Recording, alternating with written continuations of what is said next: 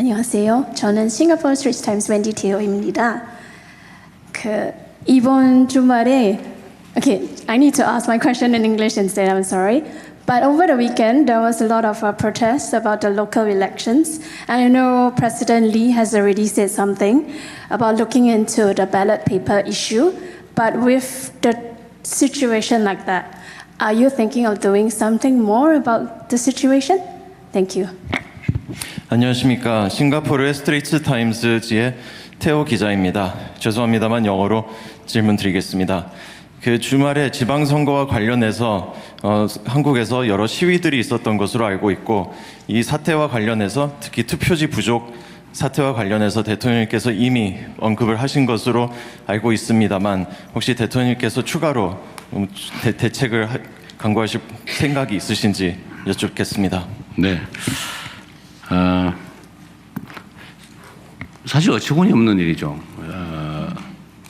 첨단 대한민국, 모범적 민주국가 대한민국, 이 모든 걸 한순간에 깡그리 망가뜨린 거죠. 아마 소위 민주주의 발전도가 낮은 국가들이 봐도 투표지가 부족해서 투표를 못했다고? 상상하기 어려운 일일 겁니다. 충격일 거예요.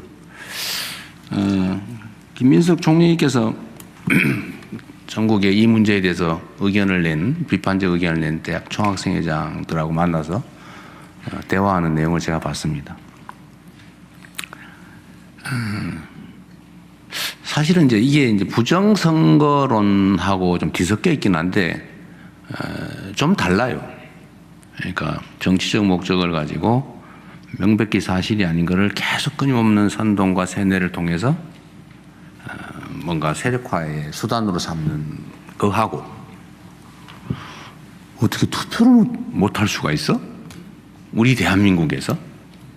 라는 문제 제기는 완전히 차원이 다릅니다. 지금은 약간 뒤섞여 있는 것 같지만 저는 전혀 다르다고 생각해요. 그리고 그 문제를 지적하는 청년들에 대해서 참으로 귀하고 존경할 만하다는 생각이 듭니다. 사실 저도 그 생각을 못했거든요. 이거 열 몇 명이 투표를 못했다는데 투표 결과 영향도 없고 라고 생각한 측면이 없지 않거든요. 문제는 있지만 참 한심하다. 어떻게 이 대명천지 대한민국에서 그것도 독립기관 선관위가 어떻게 저런 결과를 만들어냈을까? 그것도 낮에 2시부터 부족하다고 얘기했다는데 대책도 없이 그걸 방치해가지고 일부러 그랬나? 이런 생각이 들 정도까지 한심하다고 생각했지만, 그런 구조적인 문제로까지 접근을 못했던 거죠. 근데 여기 많은 주로 청년들이 문제 제기를 하는 과정을 보면서 나도 참 민감도가 많이 떨어져 있는 거 아닌가?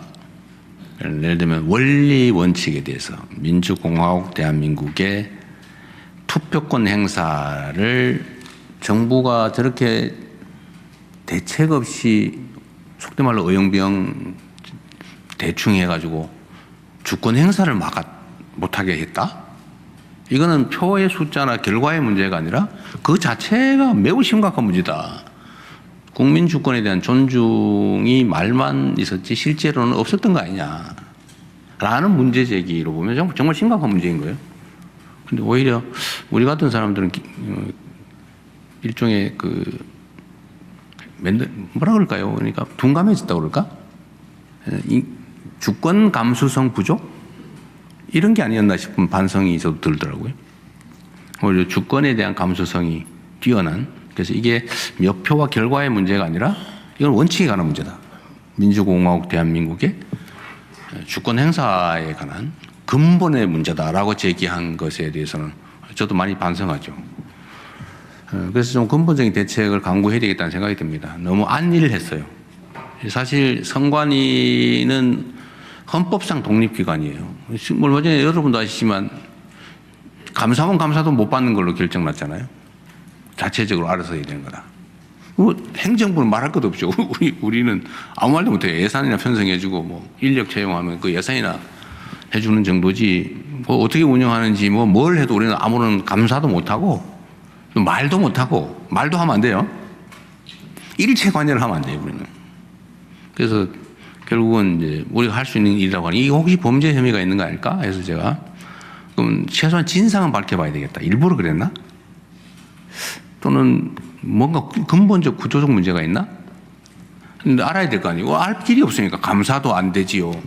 뭐 우리 들여다보지도 못하고 물어보지도 못해요. 물어보면 안 돼. 결국은 고발도 들어오고 했으니까 수사를 해보라고 제가 합동수사본부를 꾸려서 빨리 하자 했고, 이게 독립기관의 문제이기 때문에 저 혼자 또는 국회가 뭐 따로 이렇게 하기보다는 정부 주요 요인들이 좀 모여서 헌법상 시스템에 지금 문제가 생긴 것 같다. 헌법 시스템, 헌정 시스템에. 그러니까 우리가 오후에 한번 만나서 어떻게 접근하는 게 맞는지 의견을 한번 들어보려고 해요. 선관위원장은 사퇴하셨으니까 빼고 국회 또 행정부, 입법부, 사법, 헌재 이렇게 좀 책임자들이 모여서 한번 오후에 얘기를 해보자고 제안해 놓은 상태입니다. 뭐 그것도 제 마음대로 안 오면 할 수 없어요. 그것도 독립기관들이기 때문에 그냥 한번 얘기를 해볼 생각입니다. 그래서 우리가 이 문제에 대해서는 뭐 저걸 가지고 저래 또 그 부정선거야 라고 할 건 아니다. 그거와는 좀 다르다. 좀 더 감수성 있게 민감하게 우리가 대응하고 대비 대처해야 될 일이다 이렇게 생각합니다. 오히려 고맙게 생각합니다. 그럼 적당히 넘어갈 뻔했는데 적당히 넘어갔으면 이런 일이 또 생겼을 거 아니에요. 근본적인 고민을 하게 해준 청년들에게 감사드립니다. 네. 네, 계속해서 해외 언론인의 질문을 한 번 더 받아보겠습니다.